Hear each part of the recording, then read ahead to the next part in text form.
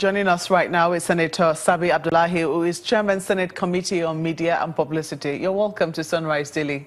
Thank you, Mogbe. Quite a number of controversies that the Senate has had to deal with in recent times. First of all, they started the hearing in camera of Abdullahi Maina's return, and then we also see them delving into the clash between the, well, looks like the perceived clash between the EFCC and the DSS, which happened about 2 days ago.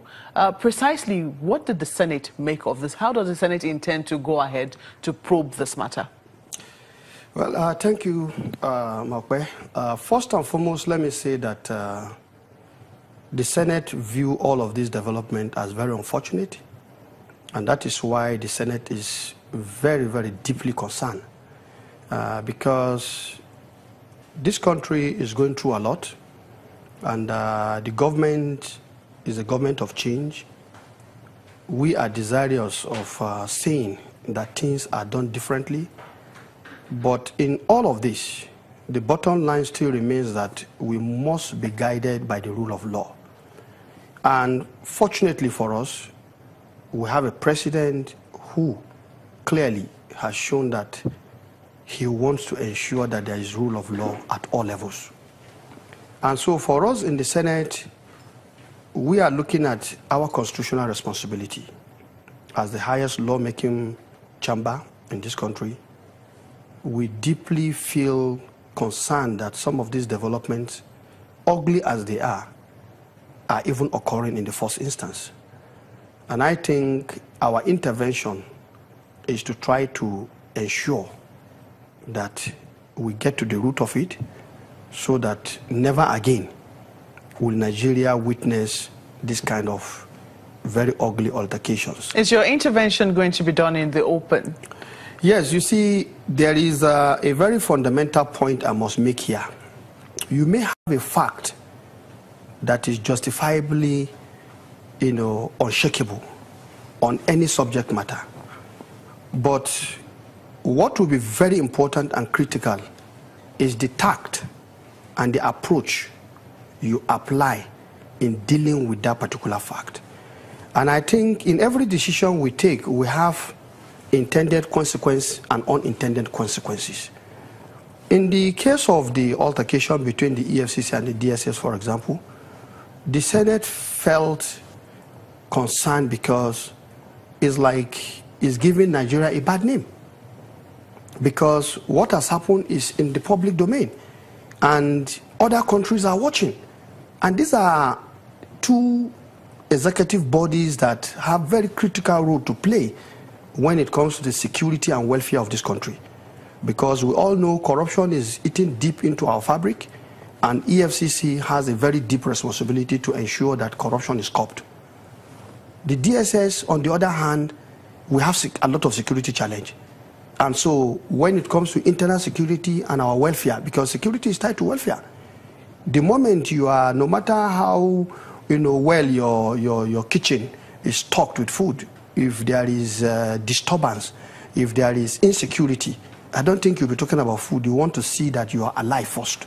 So this is the two, concern that we must view.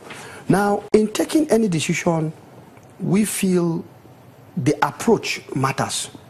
And I think something is wrong somewhere, and that is why the Senate was greatly concerned, and we have decided we're going to look into the matter. Now, with respect to the issue of discussions in camera, there is nothing sacrosanct about that. What is important is we have a problem, we want to get to the root of the problem. And I think the approach where you may give somebody that confidence to sit down and tell you what he knows. At the end of the day, we as Senate are going to look at all the facts, whether procured from public interaction or procured from, what did they call it, off-camera interaction. At the end, that committee is going to come back with a report. And I think, as we witnessed, the chairman, based on the preliminary findings, got troubled and came back to the Senate to say, look, expand the scope so that we can begin to look at some of the disturbing facts we are seeing. And I think this is what is important as far How as fair do you think the Senate will be on this matter? Because in some instances, we've seen that, if you look at the relationship so far the Senate has had, especially with the EFCC, it doesn't look like one that has been positive.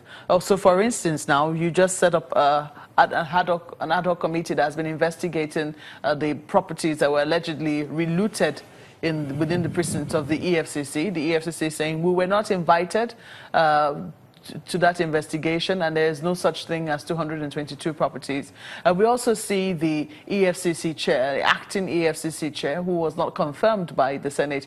Now, if you're holding this kind of what they call that now, hearing in private or in camera, do you think that the EFCC will believe that it will get a fair hearing from the Senate on this matter? Well, I think to me there is nothing to be worried about here. But let's even ask what happened. The investigation by the ad hoc committee was actually with respect to the Maina case. And it was in the course of that engagement with the various actors that the fact about, some of these things being relooted as an allegation.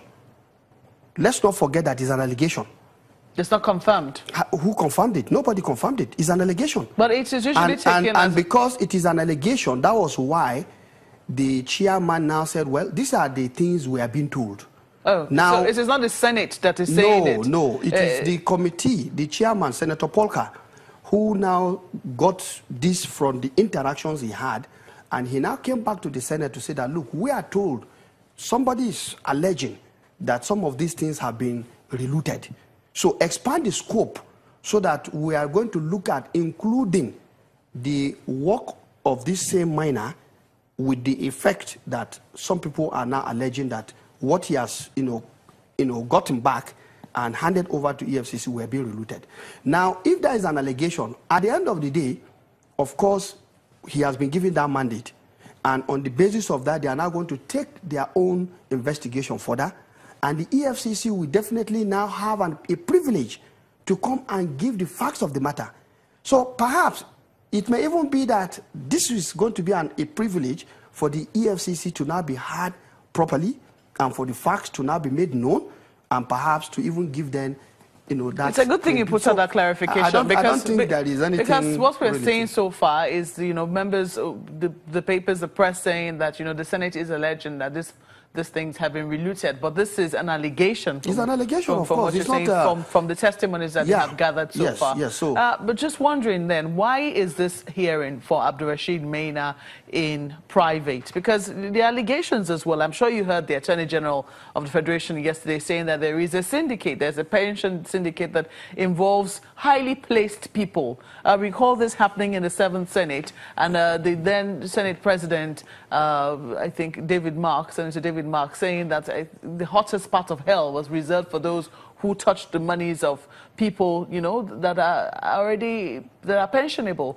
Now, if indeed the legislators involved in this as well, shouldn't it be of concern to the legislature that they will want to expose who these people will be?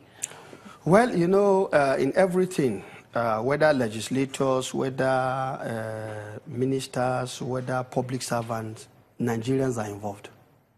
And it is Nigerians that are feeling the impact because a retiree who has not been paid his entitlement is definitely facing crisis.